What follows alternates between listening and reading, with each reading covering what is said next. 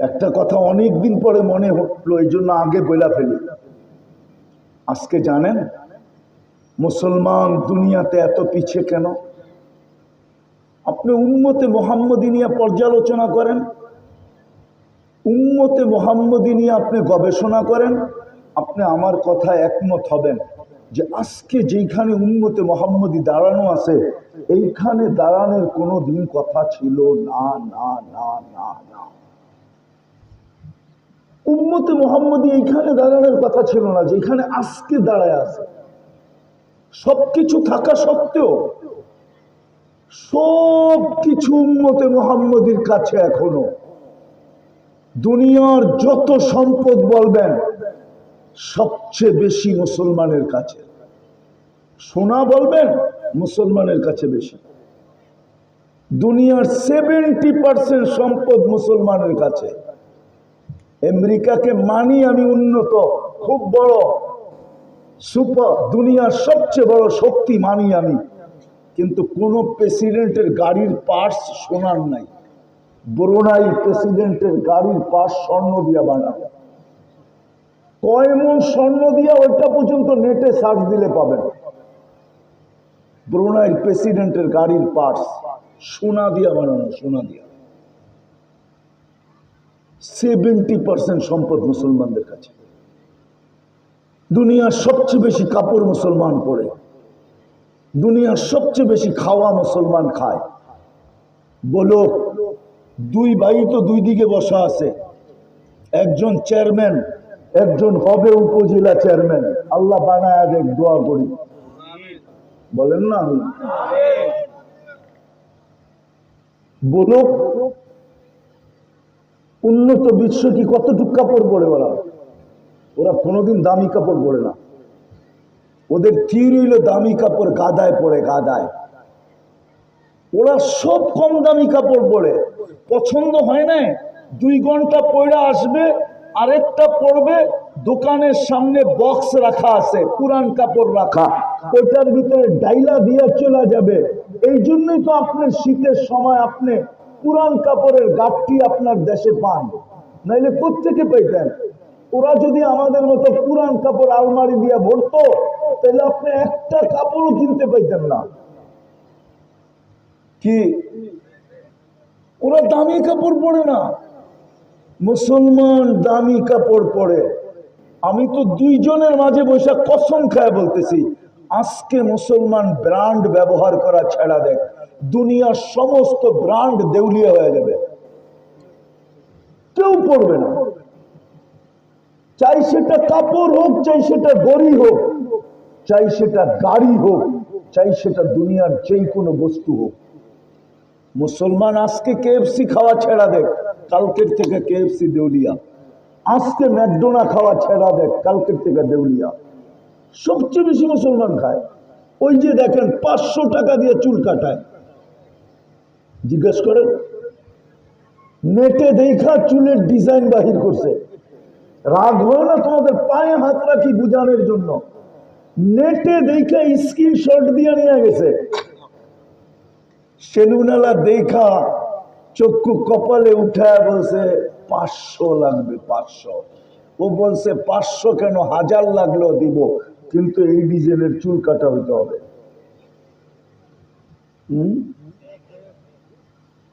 হ্যাঁ, রাগ হয় না? আমি তো দুনিয়া ঘুরে বেড়াই, আমি দুনিয়া ঘুরে বেড়াই। আমি তাহাদিসে নেয়ামত বলতেছি, আমি দুনিয়া ঘুরে বেড়াই। দুনিয়ার কোন উন্নত বিশ্বে যাওয়ার জন্য আমাকে শুধু একটা টিকিট কাটতে হবে, আর কিচ্ছু করতে হবে না। আলহামদুলিল্লাহ, অহংকার করে বলতেছি না। কে জানি চুলের টাকাইটা নেটে ছেড়ে দিছে, আসলে কাটে না, এটা নেটে বানাইছে, কম্পিউটারে বানায় ছেড়ে দিছে। সিরাজগঞ্জের যুবকরা পাগল হয়ে গেছে। ওই স্টাইলের চুল তো আমি কোনো আমেরিকাতে দেখলাম না, ইউরোপে তো দেখলাম না, অস্ট্রেলিয়া তো দেখলাম না, কানাডায় তো দেখলাম না, আফ্রিকা তো দেখলাম না। হ্যাঁ, পাওয়া যায় হয়তো কদাচিৎ 2-1টা, আমাদের মাসে চুল কাটা সস্তা? জিজ্ঞেস করো চেয়ারম্যান সাহেবের চুল কাটা কত দাম। সবচেয়ে বড় ব্যবসা হলো সেলুনের ব্যবসা। যদি জৈমা গেল টাকায় লাল হয়ে যাবে, লাল। খালি কেচি ধরতে দেরি, $100, 100 কমসে কম কেচি খালি ধরা দিবে। আমাদেরকে বুঝাইতে হবে না। বাঙালিরা, আমাগো এশিয়ানরা কেউ সেলুনে চুল কাটায় না, সবাই বাড়িতে চুল কাটে, একজনেরটা আরেকজনে কাটে, সব মেশিন দিয়ে কাটে, যাতে 6 মাস পর পর একবার কাটতে হয়। তো যেটা বুঝাইতেছিলাম, সবচেয়ে বেশি কাপড় মুসলমান পরে, দামি খাওয়া মুসলমান খায়। কিন্তু আজকে মুসলমান যেখানে দাঁড়ানো আছে, কেন? মুসলমান তো আজকে সারা দুনিয়ায় সবচেয়ে বেশি নির্যাতিত, সবচেয়ে বেশি নিষ্পেষিত, সবচেয়ে বেশি ঘৃণিত, সবচেয়ে বেশি অবহেলিত। 4 দেশের নাম বলবো আমি, এদের চেয়ে বড় টাকা দুনিয়ায় কারো কাছে নাই। না আমেরিকার কাছে আছে, না কানাডার কাছে আছে, না অস্ট্রেলিয়ার কাছে আছে, না সিঙ্গাপুরের কাছে আছে, না ব্রিটেনের কাছে আছে, না ইউরোপের কাছে আছে।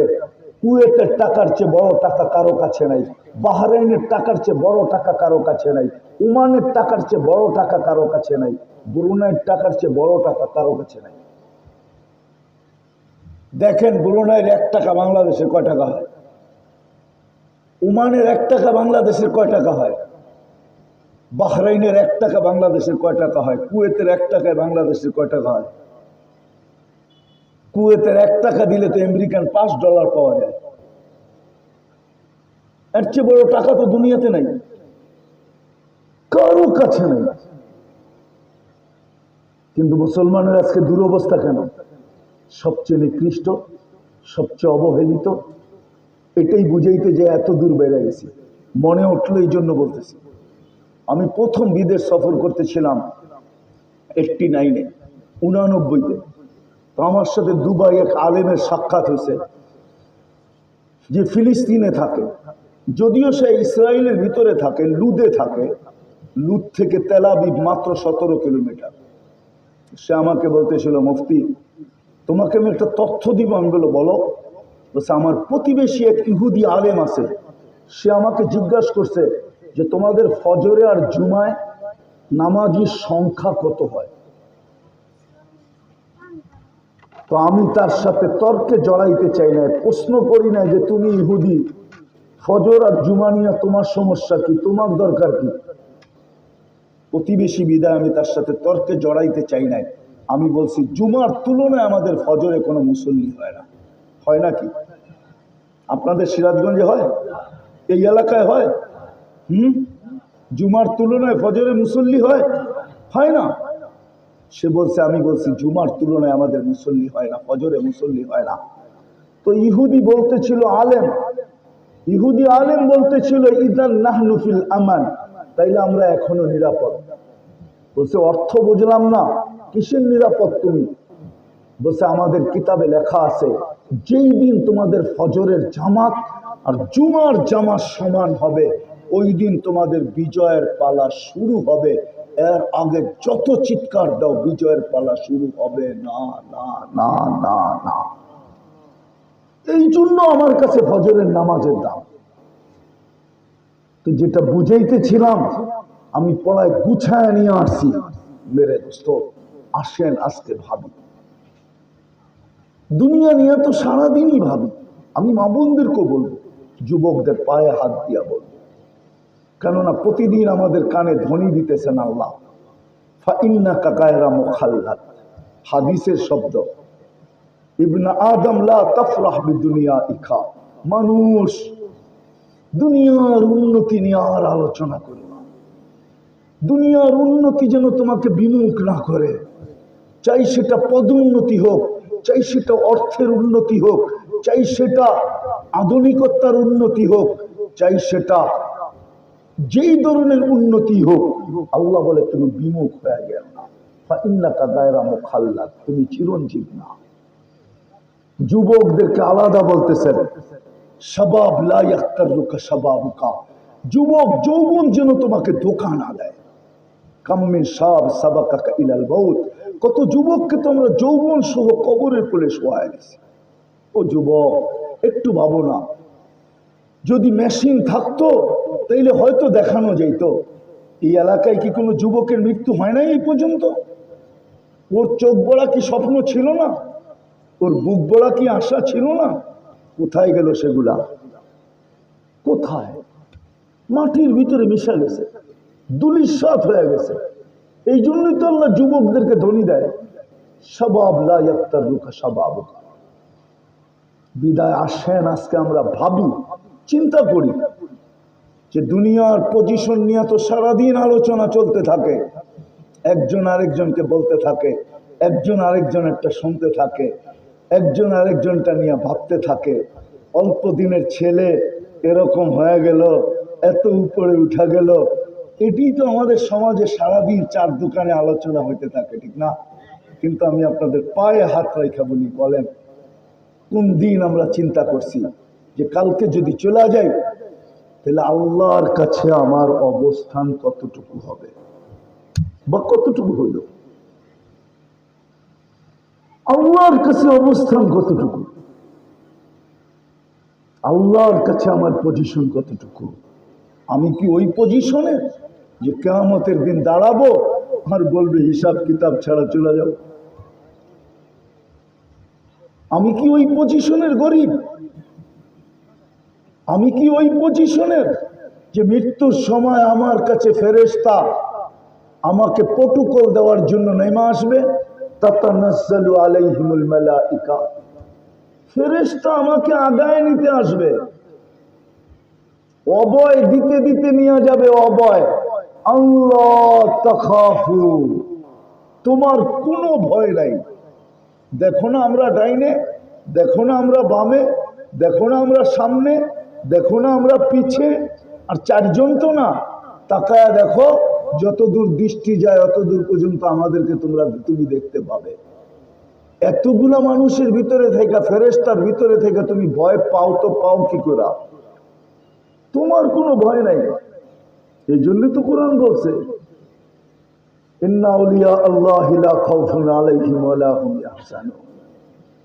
আল্লাহর কাছে যারা পজিশন অর্জন করলো, চাই নারী করুক, চাই পুরুষ করুক, চাই যুবক করুক, চাই বৃদ্ধ করুক, চাই রাজা করুক, চাই প্রজা করুক, রাজাও যদি পজিশন অর্জন করে, রাজা ওমর ইবনে আব্দুল আজিজ রহমতুল্লাহ এর মতো রাজা, 3 মহাদেশের উপরে যার রাজত্ব, কবরে যখন রাখতেছে তো উপর থেকে আওয়াজ আসতেছে কদ গাফারনা, উপর থেকে আওয়াজ আসতেছে, আওয়াজ বারাতুম মিনার রহমান লি উমর ইবনে আব্দুল আজিজ মিনান নিরান। ওমর ইবনে আব্দুল আজিজের জন্য আগুন থেকে নিষ্কৃতির প্রতিশ্রুতি আল্লাহর পক্ষ থেকে।